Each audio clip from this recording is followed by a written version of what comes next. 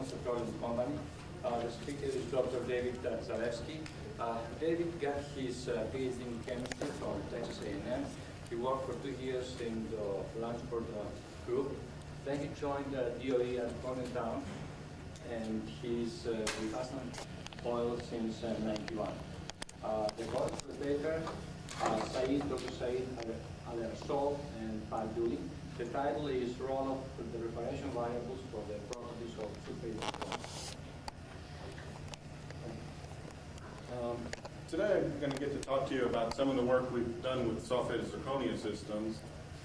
Before I start, I want to thank my co-authors, Said Al-Ersol and Patricia Doolin, and also would like to acknowledge David Day for his work in characterizing the acidity of these systems. And finally, I'd like to thank Ashland Petroleum Company for allowing us to do this work and present it. As we heard yesterday, sulfated zirconia systems can show some unusual activity for acid-catalyzed reactions. This activity is largely related to how the material was prepared, and even when the same technician prepares the catalyst by the same procedure, you often end up with different activity. So we began this project trying to understand what factors cause this difference, and we thought if we could control the acidity, surface area, and crystal structure of the system, we'd be able to control its activity and hopefully prevent some of its deactivation.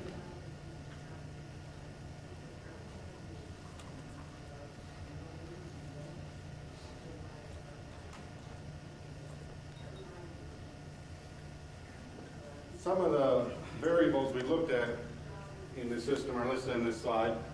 I don't have enough time to go through them all today, and we'll just concentrate on the sulfur content and calcination temperature today. These are two of the most important factors in the activation of this system.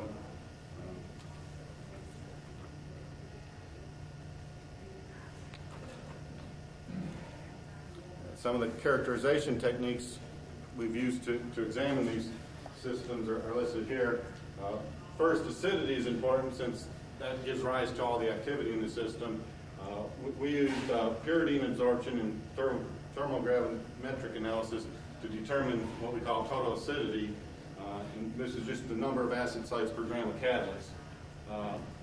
We use pyridine diffuse reflectance infrared Fourier transfer spectroscopy to determine acid type, and that is whether the system is Bronsted acid or Lewis acid in nature.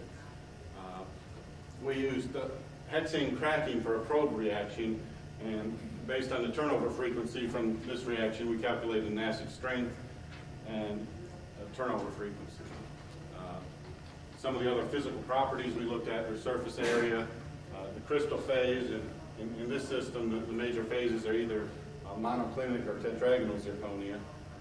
Crystallite size we calculated from the X-ray diffraction beads.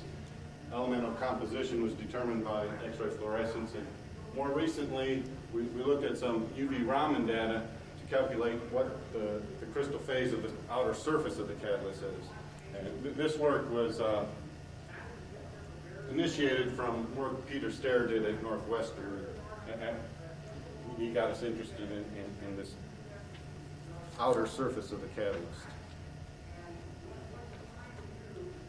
Our preparation technique to make these catalysts is similar to what's reported in the literature. First, make a zirconium hydroxide, precipitate out either starting with a zirconyl chloride or zirconyl nitride by titrating with ammonia. We let the system age for 2 hours at 100 degrees and then filter and wash it until the sample is chloride free. After this pretreatment, we need to dry the catalyst at 110 degrees for 12 hours. It's important to dry the catalyst but not calcine it. If you calcine the catalyst here and then try to sulfate it, your activity drops way off. After making the hydroxide, we sulfate by a little different procedure than what's normally used in the literature. That is, we dope the catalyst with the amount of sulfuric acid that we determined that we needed. And most of the literature work is done by washing, where they take a a half molar to a molar solution of sulfuric acid and just wash the catalyst. We actually impregnate it with the sulfuric acid, then re-dry the catalyst, and then calcine it at whatever temperature we're interested in.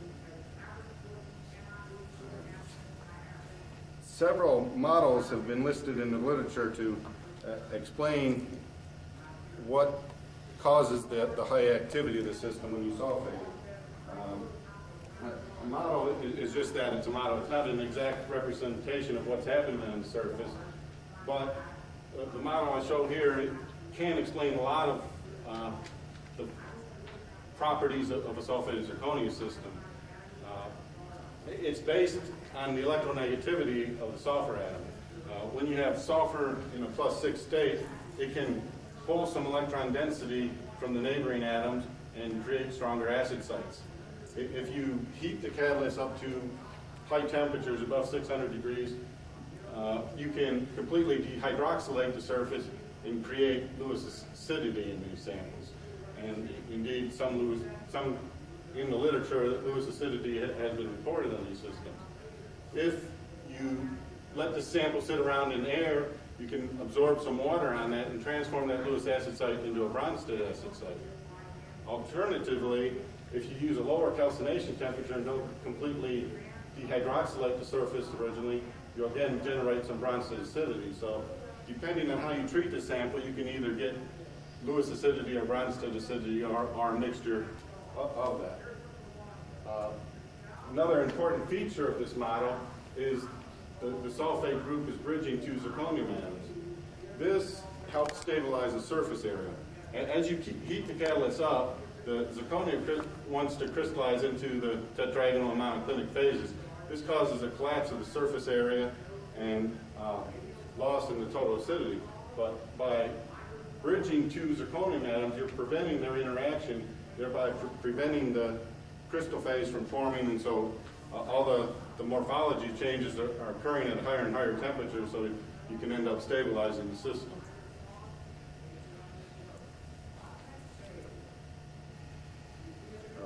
One other thing, since the strong acidity is generated by this electron withdrawing group, if you end up reducing the sulfur atom in the system, you're going to lose your acidity, or lose your strong acidity, so it's important to maintain a high oxidation state in the sulfur if you want to maintain its activity.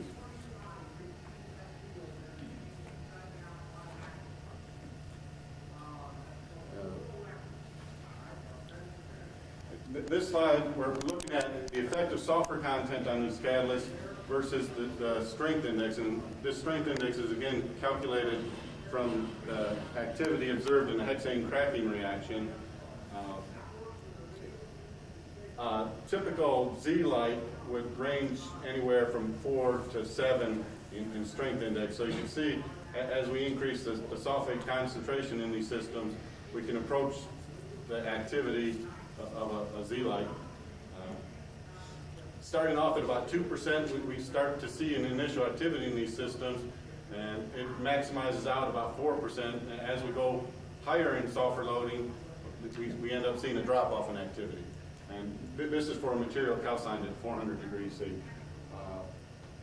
This 4% level here corresponds to about a monolayer coverage of sulfate groups.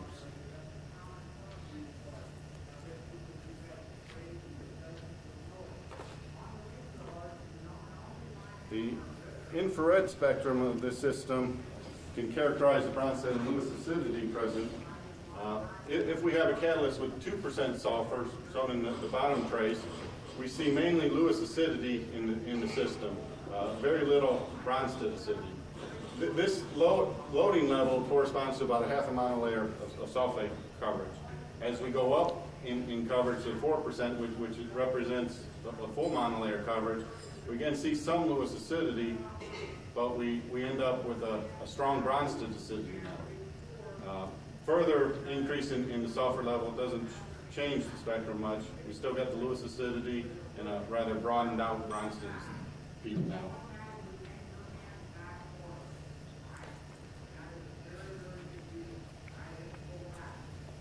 If you calculate the density of the Bronsted acid sites from that peak in the infrared and our total acidity measurements, you end up with a trace that was very similar to our strength index trace on the activity, with a maximum about 4%.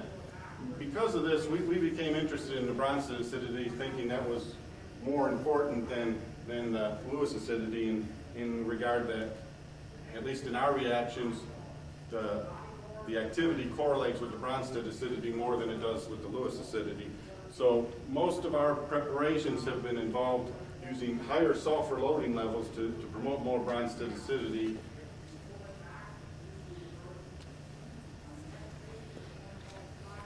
If you look at the X-ray diffraction patterns of these systems, starting off with a 0% sulfur loading, you get a fairly crystalline material. You see mainly tetragonal peaks of the zirconia phase. There is a little bit of monoclinic phase shown in the shoulder right here. If you go to the 2% sulfur loading level, which again is a half a monolayer coverage, you see a fairly large reduction in the intensity. Again, you still see a monoclinic phase and the remainder being tetragonal phase. But when you get to the 4% loading level, you end up with an amorphous material. This is where our activity begins.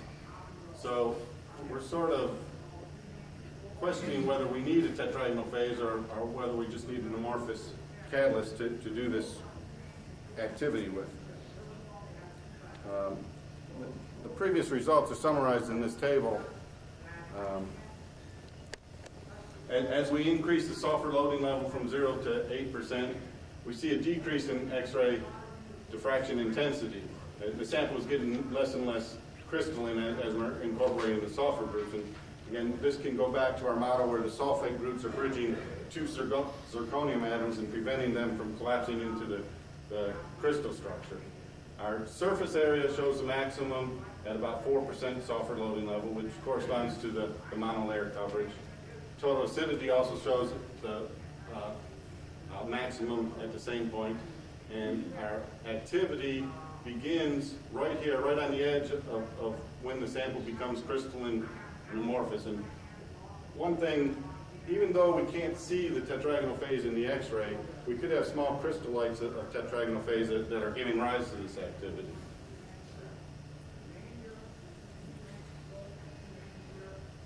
If we now look at the effect of calcination temperature,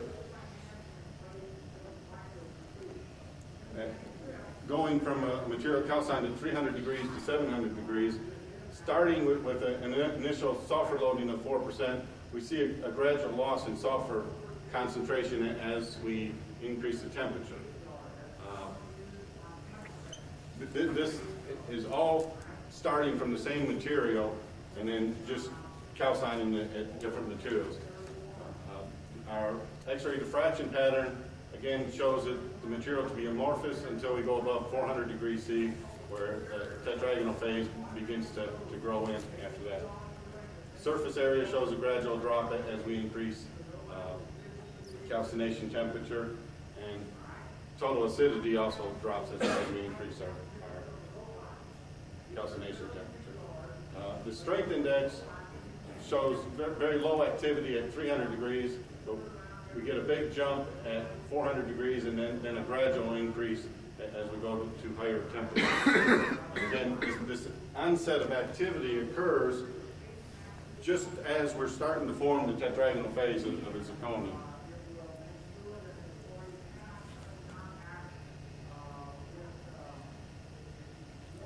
The same data, same catalysts are shown on this side with the calculation of the sulfur densities added here.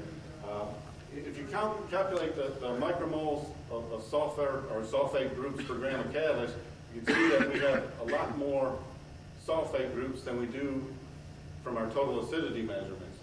Now, this could mean that a lot of the sulfate groups are creating acid sites that are relatively weak in nature, and only a small fraction of the total sulfur loading is actually generating some strong acidity. Alternatively, some of the sulfur could be buried in the bulk of the catalyst, so we're not able to generate acid sites from them. One interesting thing about these calculations is if you calculate the number of atoms per nanometer squared, you see a fairly constant level as you go from 300 to 600 degrees. It calculates out to be about 4 atoms per nanometer squared, which is monolayer coverage in the system. When you go higher in temperature, you start losing sulfur atoms faster than you lose surface area, and your sulfur density drops down to about a half a monolayer coverage in this case. Up to now, last year, Peter Stair at Northwestern reported some results with UV Raman spectroscopy, where he was able to characterize some of the crystal phases or some of the structure of catalysts. With this report, we became interested in trying to use this technique to examine the outer surface of the sulfated zirconia catalyst. In his paper, Peter Stair reported that the traditional Raman spectra of a zirconia system, the bottom trace here is a pure zirconium oxide. And in the zirconium oxygen stretching region, you can get quite a bit of structure out of this system. The problem with Raman spectroscopy is when you sulfate the catalyst, you end up with a lot of fluorescence in the sample.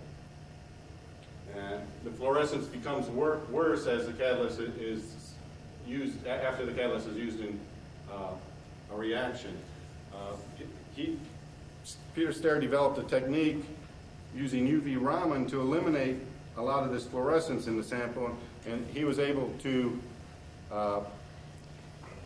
start to get some structure in these catalyst systems. The bottom trace here is a fresh sulfated zirconia catalyst, and now you're starting to decipher some of the bands in this region.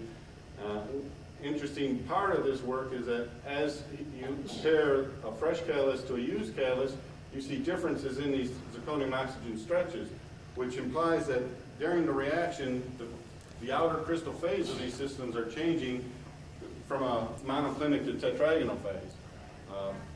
This early work by Peter Stair, the fluorescence is starting to occur right at wave number about 400 centimeters and below.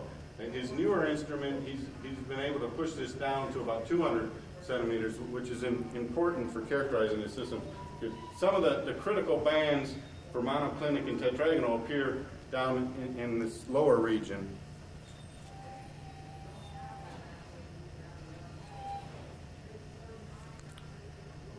Here is a couple traces of a tetragonal and monoclinic pure zirconium oxide surfaces done by traditional Raman spectroscopy. If you look at the tetragonal band, most of the bands overlap with the monoclinic band, but this one band at 274 reciprocal centimeters is absent in the monoclinic band. So if we can see this band by UV Raman, it's a good indication that the outer surface of the catalyst is tetragonal in nature. With this, we decided to run some of our catalysts where we had a high activity catalyst and a low activity catalyst with fairly similar properties on them. The surface area of our high activity catalyst was slightly higher. The total acidity was slightly higher. Our strength index was slightly higher. And the sulfur content was pretty comparable. If you look at the typical X-ray diffraction pattern of this, the high activity shows tetragonal phase, where the low activity catalyst shows a mixture of tetragonal and monoclinic.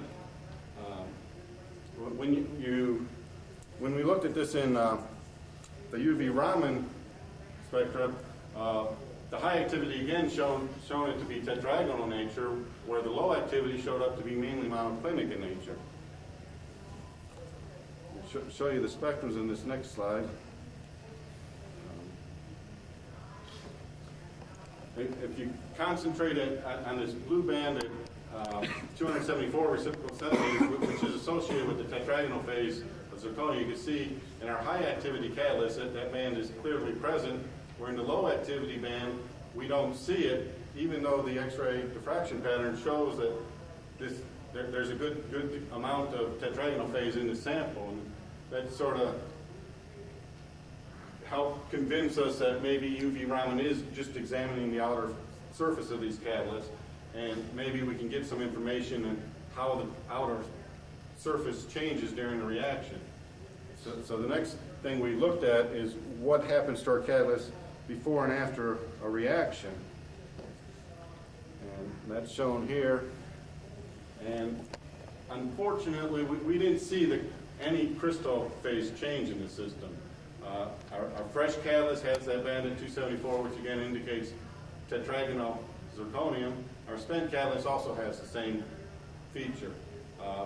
In addition, the spent catalyst has a carbon band down here around 1600, which indicates there's some carbon buildup on the system, and there is a slight loss in intensity throughout the whole spectrum, which again can be related to the hydrocarbon buildup on the system.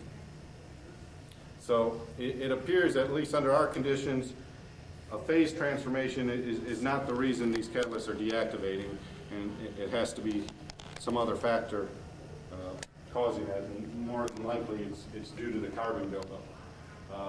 If we look at our fresh catalyst surface area, as the catalyst ages and is used in a reaction, we lose a little bit of surface area, which we can regenerate it after air oxidation at 600 degrees. Total acidity of fresh catalyst drops off a little bit in the spent material, but returns after our regeneration procedure. Our strength index, again, starts off high. We lost it in the spent material, and then we can regenerate most of it by the oxidation treatment. Sulfur levels, we see a slight drop as we go from our fresh catalyst to regenerating catalyst. If you recall our sulfur calculations, we have a large excess of sulfate groups in these materials, and this small drop may have some impact in the very strong. If we're losing it from the very strong sites, that could be a reason why we're not regenerating our complete acid strength here. But it's really only a very small drop in sulfate levels.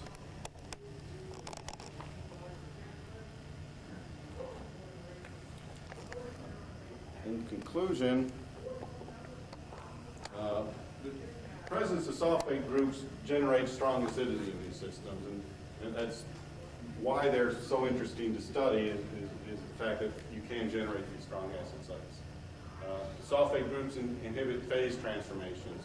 This allows it to stabilize the surface area and increase the total acidity in the systems. The sulfate groups also stabilize the tetragonal phase, which is again related to point number 2 up there. High sulfate levels induce Bronsted acidity, and so if you have a reaction that is catalyzed by the Bronsted acid sites as opposed to Lewis acid sites, you want to up the sulfate concentration, get to levels up to about a monolayer coverage. After going above monolayer coverage, the acid strength is reduced. And this can be explained by having sulfate groups absorbing over the top of your acid sites. The effect of calcination temperature increases acid strength, increases sample crystallinity, while sulfate concentration is reduced and total acidity is reduced and surface area is reduced. You know, the first 2 parameters we like, the increased crystallinity can help stabilize the catalyst and allow you more regenerations on the system. But the last 3 properties we don't like because we want to maximize the number of acid sites so we can load less catalyst into the system. And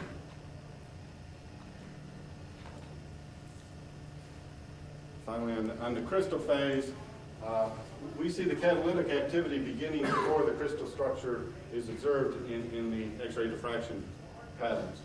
Again, this might mean that small crystallites of the tetragonal phase are forming, but they're too small to be observed by the X-ray diffraction pattern. Tetragonal zirconium is more active than non-printed zirconium, which agrees with most of the literature published it. Again, we start to see our high activity before this tetragonal phase is formed. The surface phase can be different than the bulk phase, and this is from the UV Raman data where we see a difference in the calculation based on UV Raman versus the X-ray diffraction pattern. And catalyst deactivation under our conditions occurs without a phase change. And with that, I'd like to answer any questions you might have.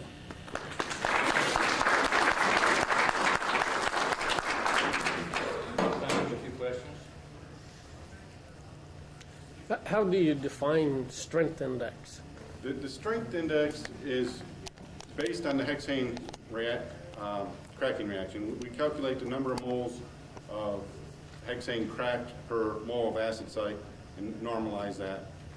A Z-light will have a strength index ranging between 5 and about 8, which is right about where these high activity sulfate zirconias come in. It's based on turnover frequency of that reaction. And that's based on infrared site density? No, pyridine absorption for total acidity. Okay. And that's the total pyridine absorbed and degassed at 150 degrees will give us our total acidity. So it's a stronger acid sites for emission. As you increase the calcination temperature, sulfur level goes down, but the activity goes up, right? Yes, activity per acid site. So there is an optimum sulfur loading you need to get the maximum activity. Yes. In our systems, we seem to get the optimum activity when our sulfate level is approaching a monolayer coverage. And that goes down as you increase calcination temperature as your surface area is going down. And these were all unpromoted catalysts, I take it? They were Just sulfated zirconia? just sulfate zirconia. We have looked at promoted ones. Their properties are all about the same. There's two types of promoters you can use, and platinum sulfate zirconia, which is an activity enhancer, sulfated iron manganese, similar thing. You can also include some structural promoters, which will help stabilize the tetragonal phase. Cracking reaction, how fast to deactivate? These were taking 5 minutes after starting to do our calculations. And we have a pretty extensive cracking group or acid group that does these. We don't characterize just sulfate zirconia catalysts by this. So we use that reaction to relate sulfate zirconia catalyst to all the other catalysts we look at.